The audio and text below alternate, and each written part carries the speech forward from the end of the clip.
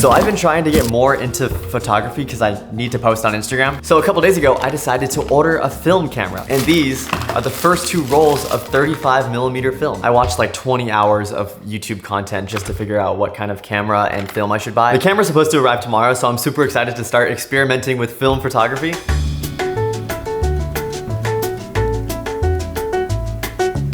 It is a beautiful day outside. It's just so hot. I've already mentioned many times about how the weather in North Carolina is schizophrenic. Like one day it'll be nice and sunny and then the next day it'll just be an absolute flood. And for the past week, the weather was pretty stable.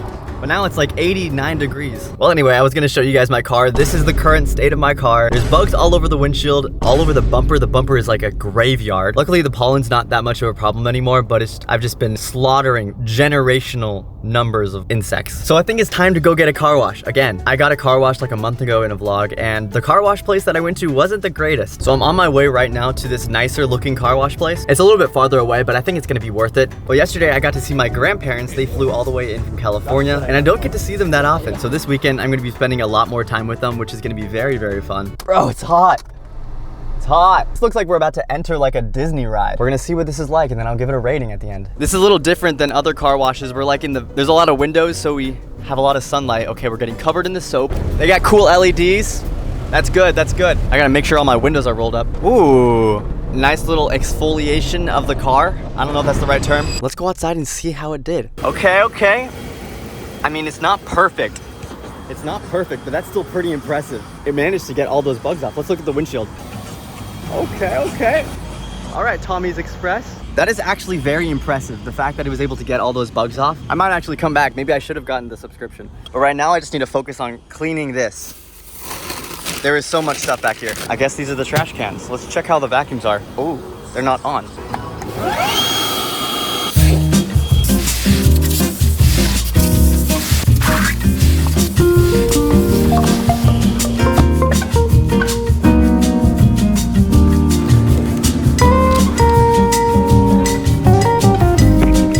Got Five Guys. I'm starving. Whenever I go to California or somewhere on the West Coast, I always make sure to go to In-N-Out because I'm addicted to it. I don't care what you say, In-N-Out is good. There are people out there who don't think it is, but the closest thing we have to In-N-Out is Five Guys here on the East Coast. It's so beautiful. Oh my gosh. Plus 20 testosterone when you eat this. One bite review. I don't know where I heard that from, but I've said that. I've been saying that recently.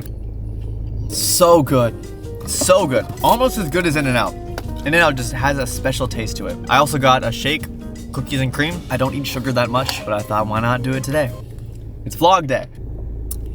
Yeah. Recently, someone asked me, do you miss college at all? And I guess some aspects of college, maybe like the social aspect of having people, potential friends literally all around you is kind of cool. But one thing I will not miss is the food at college. Absolutely terrible. And I didn't realize it until I left. The food hall was literally right across from my dorm. So when you're there, you're like, this is incredible. I get to eat here every day. But now that I look back on it, that was probably some of the lowest quality food I've ever had in my life. Everything was so processed, everything was prepackaged, like it was not healthy at all. So no wonder everybody in college has acne and is getting sick all of the time. The food we're eating is garbage. Says me as I'm eating a 1,000-calorie burger. I'm pretty sure I defeated my lactose intolerance. I'm not sure if that's possible, but I'm pretty sure I did it. Because growing up, every single time I would have cereal or like a milkshake, I would get this super strong chest pain. It would hurt really badly. And I never told anybody. I just thought that was what milk did to you. I thought that was normal. But then I figured out what lactose intolerance was. And I'm like, oh, I don't have that. And it wasn't until a couple years ago where I was thinking, maybe I do have lactose intolerance. So I looked up like all the symptoms, and I guess getting chest pain from drinking milk is literally the definition of lactose intolerance. But it's kind of disappeared. I think it has something to do with gut health because I've been eating way healthier recently. So maybe my body is naturally producing those enzymes to break down the milk once again. Because I'm drinking this and I'm feeling dandy.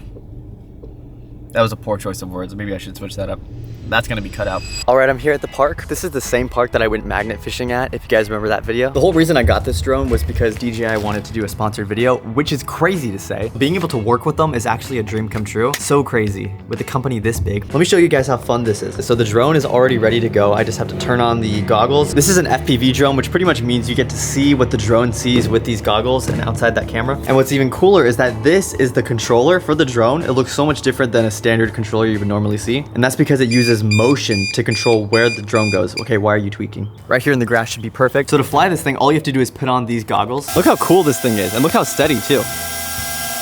And so to control it, all you have to do is just tilt to go right, tilt to go left, and then pull the trigger to go forward. It makes it so easy to fly. And if we want to take it up a notch, all we have to do is turn this thing in sports mode.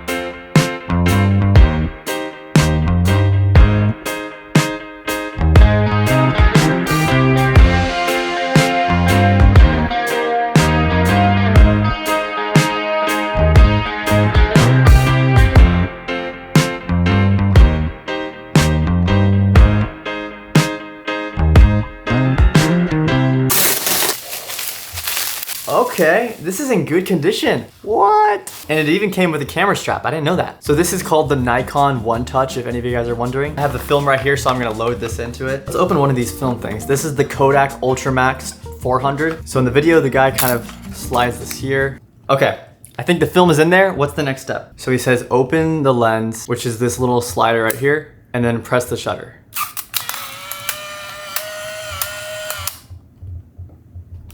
That's so cool. It has a little counter that shows you're on shot number 1. Should we take the first picture now? Maybe the picture should be this. I think I'm just gonna take a picture of the camera, okay? So camera's on. All right, it's time to take the first picture on this camera. Point it here.